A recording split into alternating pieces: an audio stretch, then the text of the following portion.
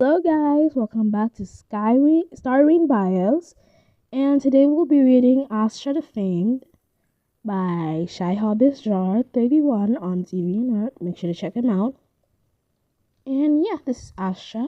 Let's get to it. Astra the Famed was known across the land, making the realm luminary, becoming her lasting legacy. Astra Butterfly, the Famed.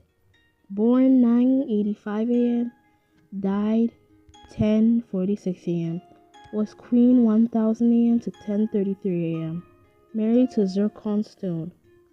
Children Thea Butterfly, Iridia Butterfly, Vortex Butterfly, and Cloud Butterfly.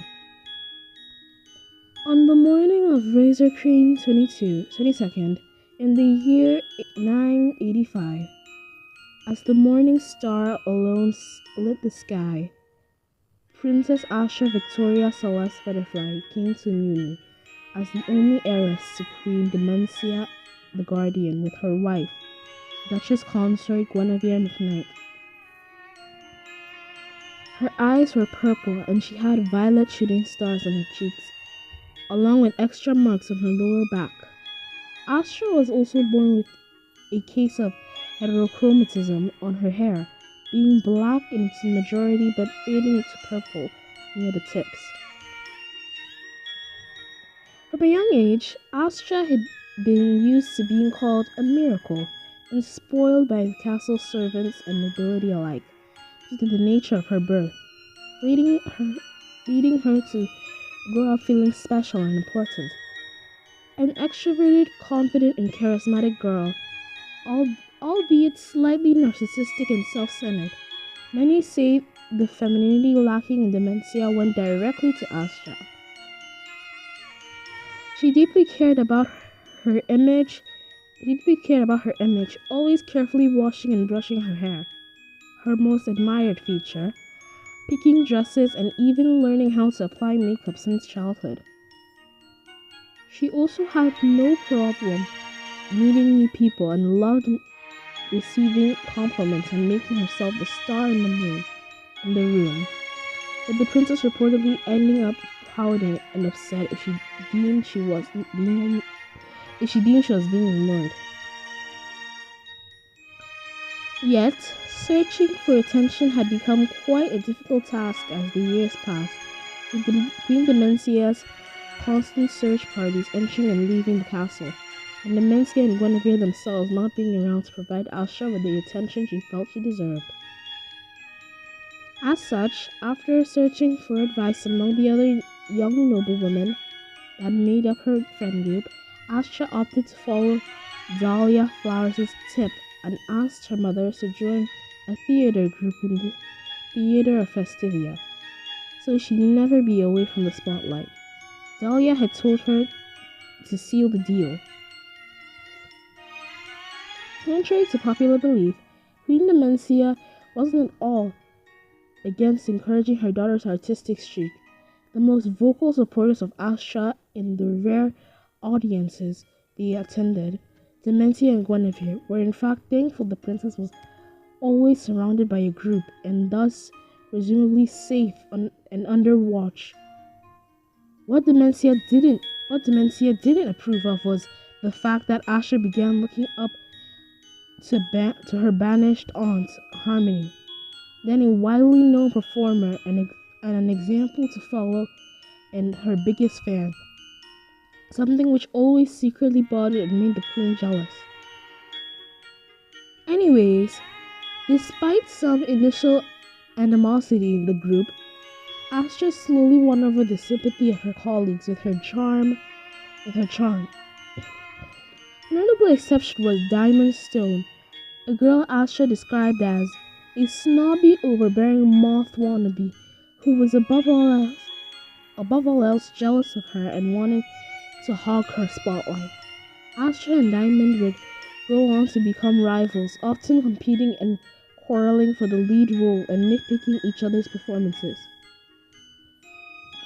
Growing older and defying of the rules, the figure of Astra as the historically known party princess came to shape in 1995. Seeking to have fun, socialize, and above all, be the center of attention in days other than her birthday, the day she looked forward to the most in the whole year. The princess began throwing weekly parties and gatherings in the castle, while her mothers were absent in search patrols or busy in council meetings. Castle servants often joked Astra's acting abilities were finally useful for something, as the princess was always able to swiftly order the mess to be cleaned up before the adults arrived, and keep a well-behaved facade for Queen Dementia. Then came her 10th birthday and Lonely Star Ball, after which Astra commented with Dahlia that noble parties had grown too dull, and added that people were the ones who really knew how to have fun. As such, the following night marked the first time Astra would actually sneak out of the castle to have fun in town with her acting group, excusing herself to her mother by claiming she had a late night theater rehearsal. It was only then that the party princess image was widely spread among the small folk, who got to see with their own eyes how Astra acted away from the court. During one of these escapades that, after being purposely misdirected by Diamond, Astra got separated from her group and met Casey, from whom Astra commented in her diary was a joking and cocky peasant boy around her age who knew the streets and liked to boast and claim he was a bastard from House Watterson. The connection that formed was almost immediate, and Astra finding Casey night after night and being led by him to the most popular venues in town, which the boy called a secret of the trade. Astra considered him as her best friend and one of the few people she could truly count on. Although initially careful to keep her image clean around her mother, in spite of the numerous rumors, in time Astra began slacking her performances, eventually showing up to meals with her dresses untidy, obviously lack of sleep in her eye bags, and even missing her daily schedule altogether. The cascade of events led to her cover being entirely blown by 997, after being confronted by Queen Dementia, who had received word of her daughter's wanderings. Dementia grounded Astra for a month, lecturing her on her lack of care and consideration for her safety. Additionally, the Queen also tightened her duties and issued a constant entourage of guards to accompany and prevent Astra from leaving the castle. These measures, however, didn't prove to be the most effective, given that the princess always persuaded and bribed her bodyguards to leave her and kept escaping at night through the castle's secret passages, now disguising her face and cheek marks to blend among the people and taking extra steps to go unnoticed and maintain their appearances in the morning. Yet, she couldn't cover up the fact that the whole court now saw her as an immature and irresponsible, admitting in her journal that the whispers began to affect her for the very first time, and finding in Casey and plebeian parties much needed getaway to blow off some steam. When Astra turned 14 in 999, she inherited her family's magic wand heirloom. As tradition dictates, the relic morphed into a golden baton with an amethyst star-shaped crystal and a sheer, shiny cloth attached to it, which the princess would play with whenever she got bored. Given permission by Queen Dementia, it was Princess Astra herself who planned the ball, which still stands as one of the most iconic wand celebrations to date. She famously disguised Casey as a cook to have him in the party without drawing attention, a move majorly parodied by the history's full dukes and comedians. Being both star queens and lacking responsibility, it is logical that one would make the connection between Astra and her ancestor Venus, the fairest. The majority of the court feared a repeat of the Dark Ages, even urging Queen Dementia to abstain from passing the wand to her daughter. Astra's wand. However, as discussed in the last chapter, the queen held her ground and Astra was given the wand. Whether or not Astra was aware of the bad omen of rumors surrounding her future is unclear, but in any case, it certainly doesn't dissuade her from her scandalous lifestyle. Similarities between Astra and Venus. While many historians make erroneous assumption that Astra had already been living a promiscuous life before she turned 14, the truth is that the princess had abstained from having any affairs and relationships until she came of age, with her partying becoming more libertine from that point on.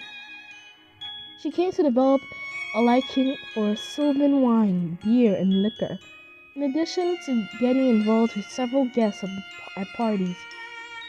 Furthermore, it is worth referencing her first real affair at the end of 999 with Chadwick Flowers, which reportedly cost her her friendship with Dahlia. Another inaccuracy that history fails to clarify is the supposed courtship of Astra and Casey. Despite numerous rumors, fake stories, and speculations, Astra never got involved with her best friend. Evidence for such can be found in a passage from her diary, where she confides, "While I admit Casey and I once kissed to fan out any doubts, we both agreed we weren't compatible with one another and opted to preserve our platonic friendship and support each other in our relationships no matter what." In the midst of all the amusement and fun she had, it isn't surprising that at first Astra showed little interest or effort in her magic training. She was a picture of wasted potential, opting to direct her energy to simple transformation spells and mundane love charms or occasional spells she performed in parties, like the purple star confetti explosion and the amethyst cake tornado. Nevertheless, on the rare day she didn't brush it off, Astra proved to be dotted of an immense innate ability, channeling her magic to create powerful illusions and metamorphoses, and thus making the world truly her stage. She once reportedly turned the throne room into a replica of the Desert of Sizzling Torment to practice for a play she would star in. Apart from casting illusions on her bedroom walls to help her fall asleep, according to Baby after the evaluation, Her Royal Highness displays more potential than all the other stars in the sky. Her abilities are amongst the most extraordinary I've ever seen. There are two versions of Princess Astra. It is up to her to decide which one thrives. With 1,000 fast approaching, Astra's aid was enlisted by Queen Dementia to help plan the celebrations of the first millennium since independence. However, the Queen's good faith in her daughter would be short-lived, as the biggest controversy yet regarding Astra's behavior would take place a few weeks after her 15th birthday.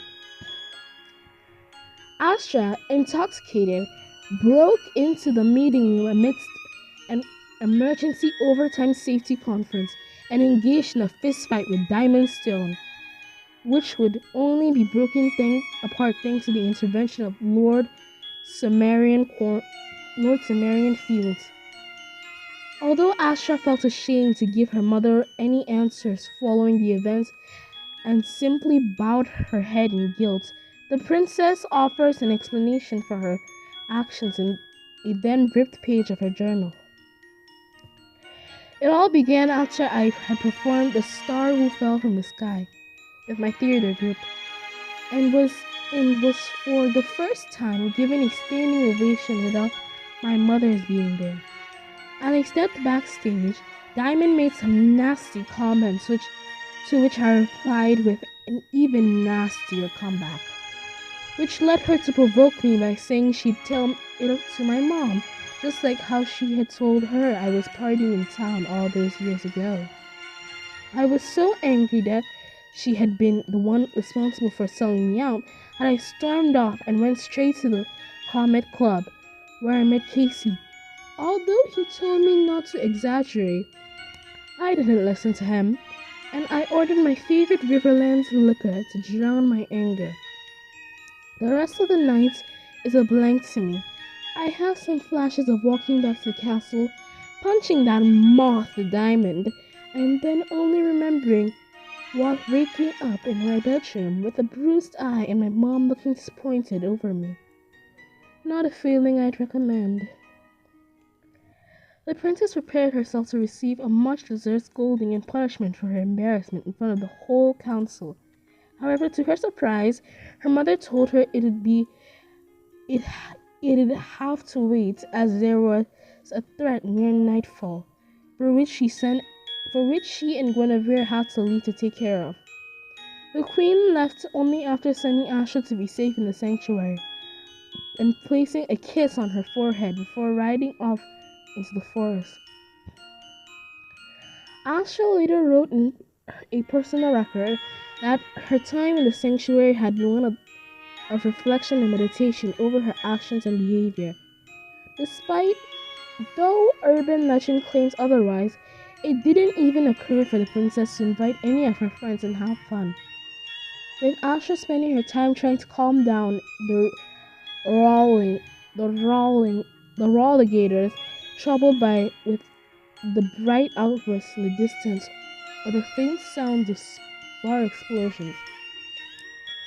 She knew things had taken a turn for the worse as she watched in horror the butterfly barrier slowly fade out of the sky, followed by a shadow of a griffin dragon flying over. According to the garrison placed outside the temple to guard her, Astra would have ran out and fallen on her knees crying and wailing. Despite not understanding the reason of her distress, the guards took her back into the castle at her request, where Astra immediately called a council meeting. She was consequently mocked and scolded by the other older ministers for overstepping her place as the royal princess, which only ceased after Astra told them of Demencia's death. A search party immediately left the castle to verify Astra's claims, returning 2 days later carrying Queen Demencia's body in confirmation of her passing. She would suffer yet another painful blow after she saw her mother Guinevere's body too, and quietly mourned for both her mothers, for the first time losing her characteristic morale and boldness.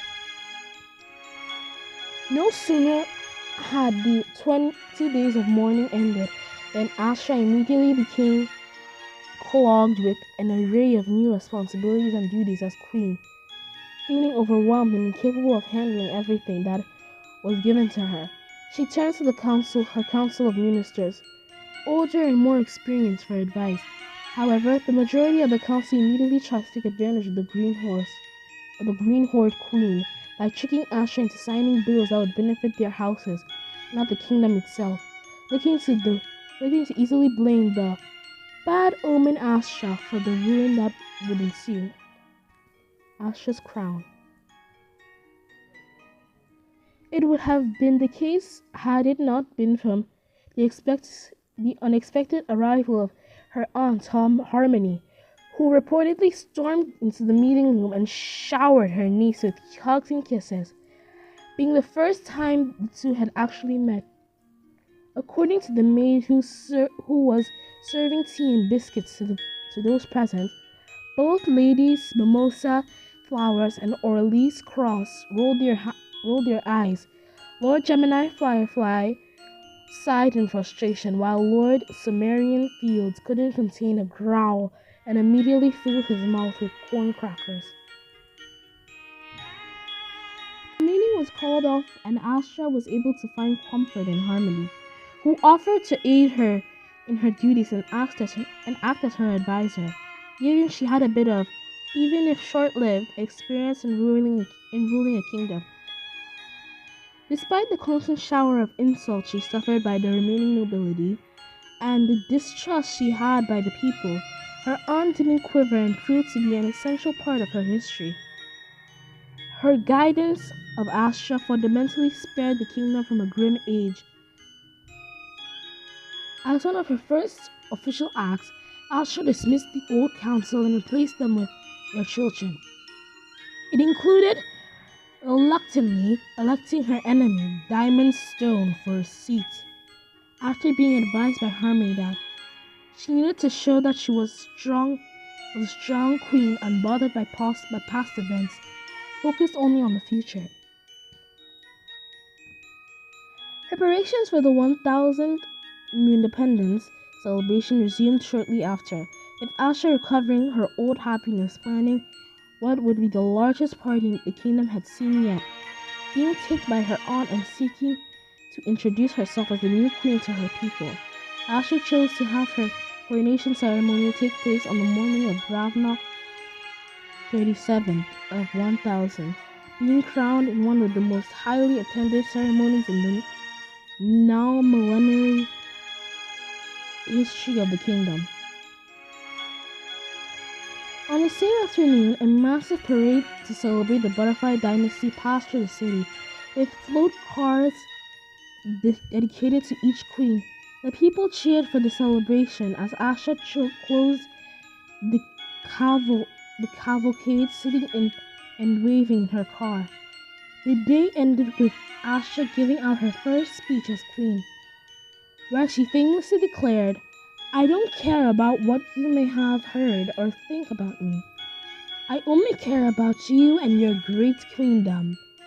And thus, I guarantee you, I will do my best to be the Butterfly Kingdom, the beacon, to make the Butterfly Kingdom the beacon of the dimension, and thrust our grandiose nation into a golden age," as the people gave a vocal applause.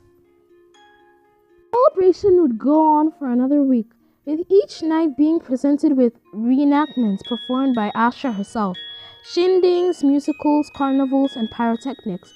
It is noted that although the queen participated in the celebration and had fun amongst her people, with perhaps a few brief affairs here and there, it was much more contained and responsible than the old Astra would have acted, signaling a maturity growth from her. Effectively, Astra had decided to turn over a new leaf and focus on being the best queen she could. She returned to her magic lessons and made them a priority. And although she didn't quit acting, it became quite rare to see the queen on stage. The partying subsided almost entirely, although not completely, according to various third-party reports, and the affairs, although still recorded, also became more subtle and quiet. The next big break of her reign would come in the tournament of 1002, notorious for the introduction of a new design for the flag of the Butterfly Kingdom, which had supposedly been designed and delayed for 2 years since the 1000th anniversary of the founding.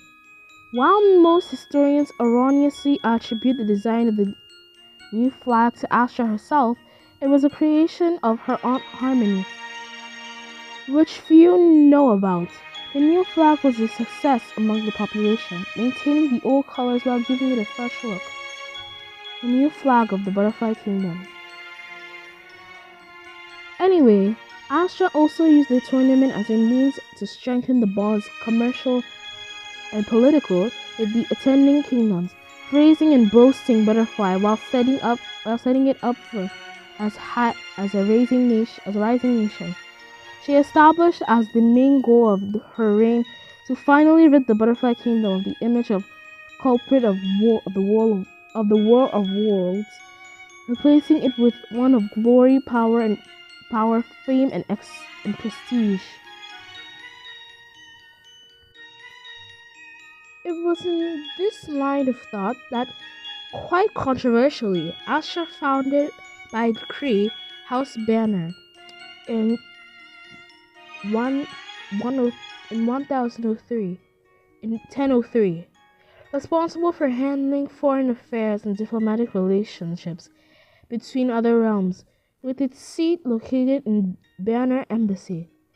Astra named as its head Casey, trusting his people's skills and confident demeanor to flawlessly represent the Butterfly Kingdom before other rulers. Although initially criticized by her royal council, who believed Astra was using House Banner as an excuse to elevate her friends to high nobility, the effects of the decree were soon evident as exportations and commercial relationships improved exponentially, and tourism became much more consistent and profitable. The revenue reverted to pay the Great Debt, one of Astra's greatest torments in her reign. Contact between Astra and Casey became scarce in the following years. Only letters were exchanged between the two through Razor Crane's mail, while the latter was busy traveling around the continent, cementing diplomatic relationships. In any case, Casey Banner would return in 1006, announcing his engagement to Jute Forest. While happy for her friend, Astra later wrote in her diary she felt rattled, wanting to settle down and start a family of her own. Tired of meaningless affairs and quick relationships, Astra began organizing her 21st birthday ball, intent on finding a suitor.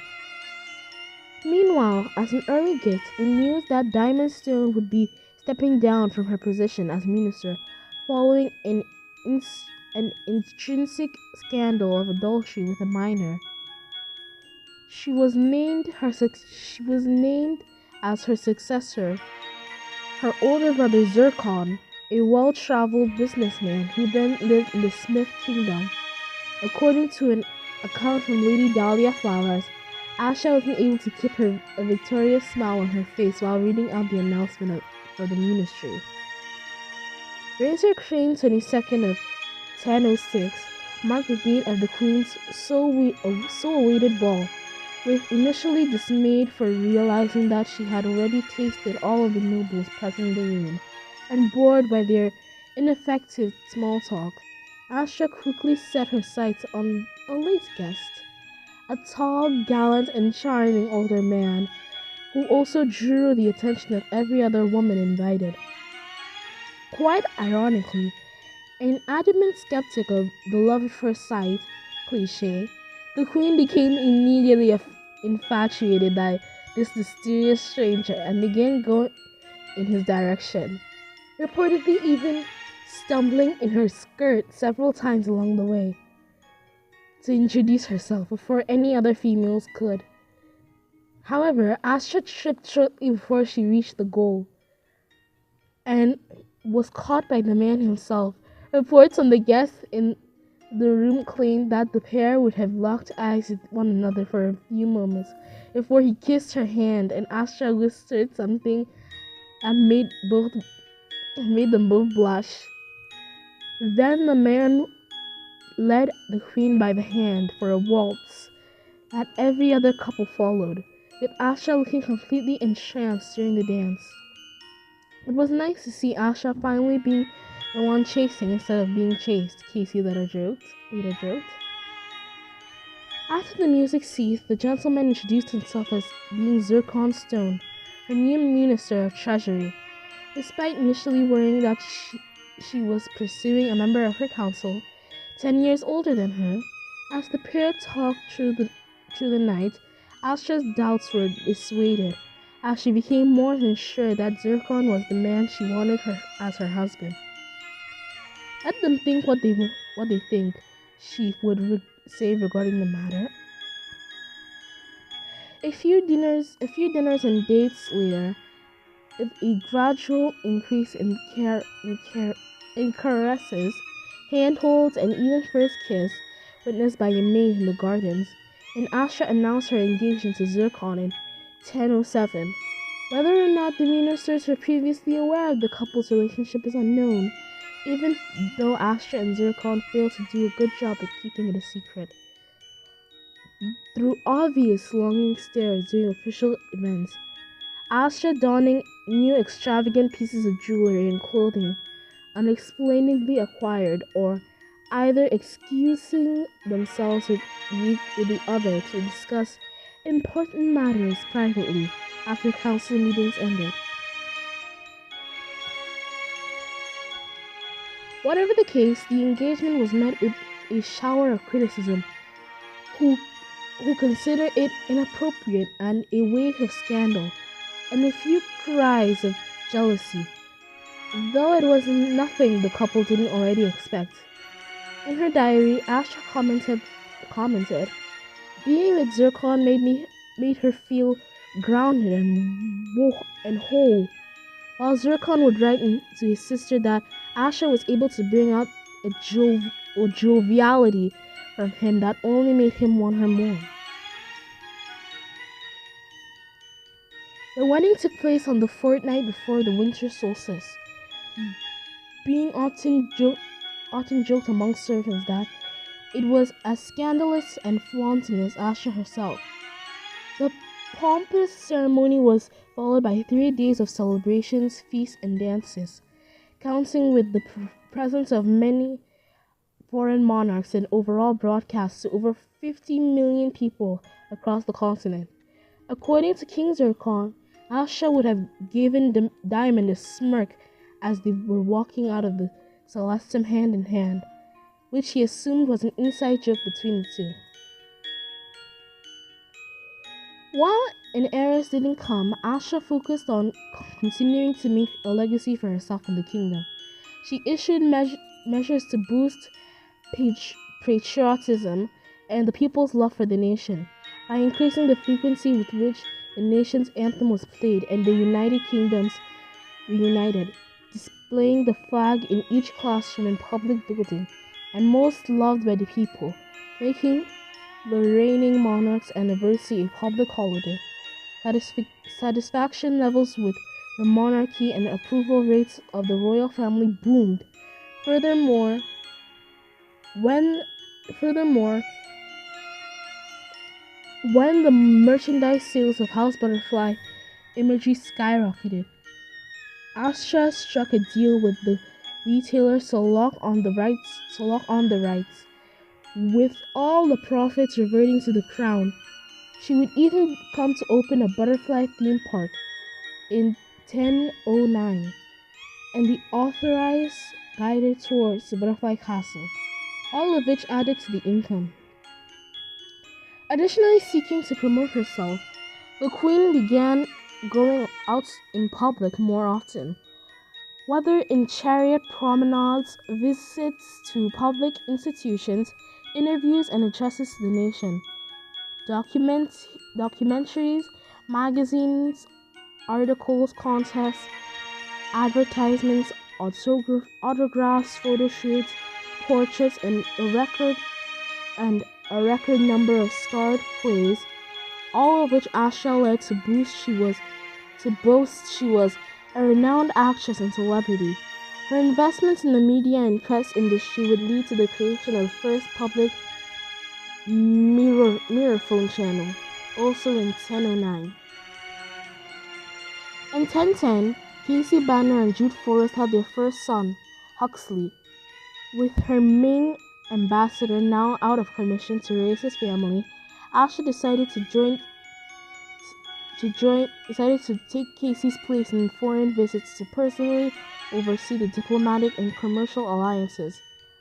Apart from increasing her fame throughout the continent and getting personally acquainted with each other ruler, persuading them into accords arguably more advantageous for Butterfly. The period between 1010 and 1011 saw Astra perform more than 30 state visits around the Kingdom of Muni in a record time, in part due to the usage of the Great Streak, which were always vigorously cheered by the population. By the end of 1011, the majority of people in each realm knew Astra was her title wasn't for nothing. Astra opted to end her migration after feeling sick and vomiting in the last visit to the Meadow Kingdom in front of King Louis and his court. Although no hard feelings were held, the worry of King Zircon had his wife under examination by Meadow doctors, who revealed the sickness had been the symptom of Astra's pregnancy with their first child. In the year 1012, Astra gave birth to Thea, a beautiful girl with platinum hair and a pair of gemstones on her cheeks. Just a month after her birth, Astra proudly displayed her daughter in the royal balcony for the kingdom to see, a feat which would become a tradition among her successors.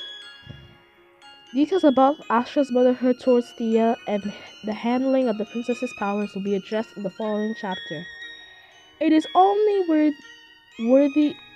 worth mentioning she was somewhat smothering as a mother, with extremely high expectations for Thea, whose shyness would be the reason for many of Astra's headaches. 1013 saw the death of her Aunt Harmony due to a stroke. The grief almost complicated the queen's pregnancy at the time carrying her second child, but luckily it all went well and Astra gave birth the same year to Radia, a healthy girl with black hair, platinum eyes, and navy inverted triangles on her cheeks.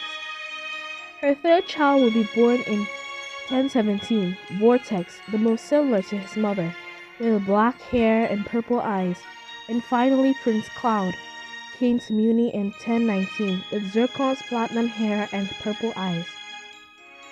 The following year of 1020, Astra sent Thea to study in Elfindor at the princess's request.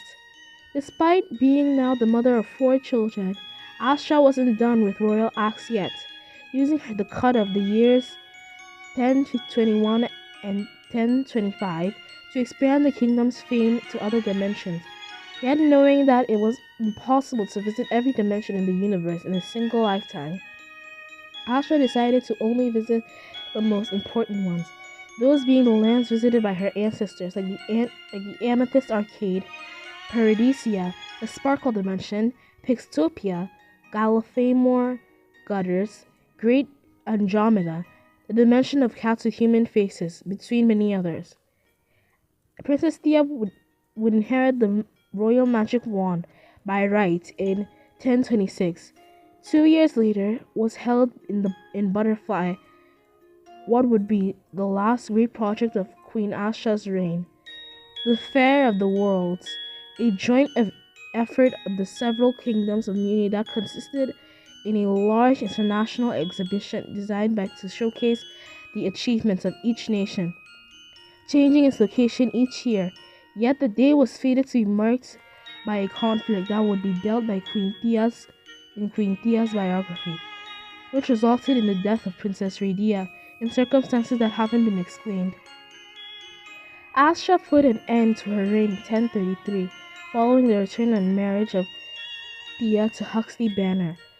She lived the following years doing what she liked most, acting in plays, attending parties and venues, and wandering the continent with Zircon, and always ensuring her arrival was widely known.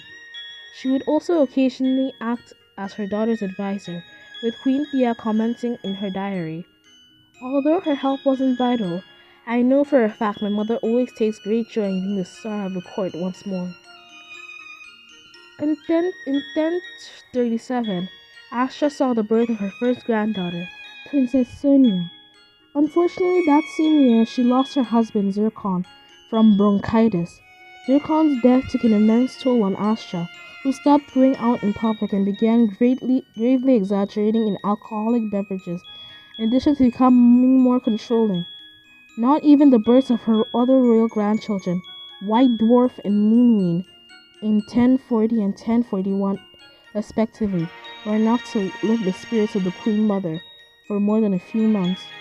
She would die of cirrhosis in 1046 at the age of 61, and was buried in the crypts with all the former butterfly queens. If House Butterfly is such a highly esteemed and known realm across the universe, it is thanks to the work of Queen Astra, the famed. Astra giving an interview in the Butterfly Castle in 1009. Bio of Astra the Famed. I hope you all love my British accent. I know that it's really trashy, but I feel like it really fits Astra. And next up is Thea the Famed. Thea the Wealthy. And yes, I did indeed really love Astra's biography, and go check out Shyhobbyist's work and make sure that you see me with Thea. Probably it's gonna come out in a few days, so waiting on that. Bye!